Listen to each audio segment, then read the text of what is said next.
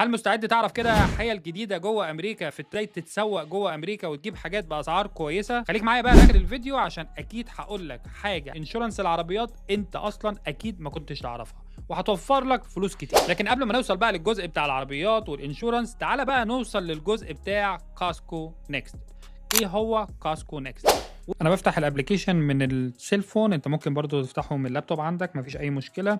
انا هنا بخش على شوب زي ما انت شايف تحت اللي هي الثلاث مربعات دول شوب، بلاقي في حاجه اسمها كاسكو نيكست. بخش من هناك كاسكو نيكست هلاقي كل المنتجات اللي مش موجوده اونلاين ولا موجوده جوه الستور ولا موجوده اونلاين حتى في العادي، لازم تخش على الكاتيجوري دي عشان تجيبها.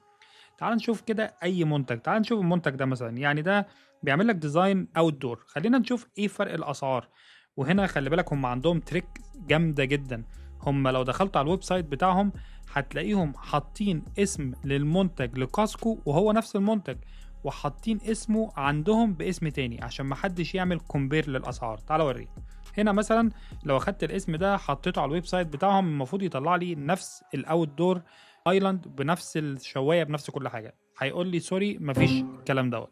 تعالى بقى اوريك حاجه. هنا بص، هنا اسمه ايه؟ هنا اسمه حاجه تانية خالص.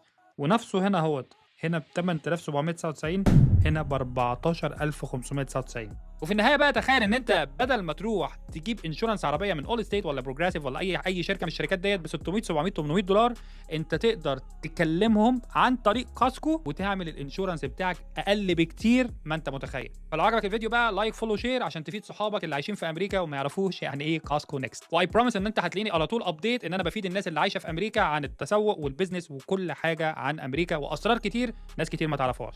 اشوفكم في فيديو تاني، سلام.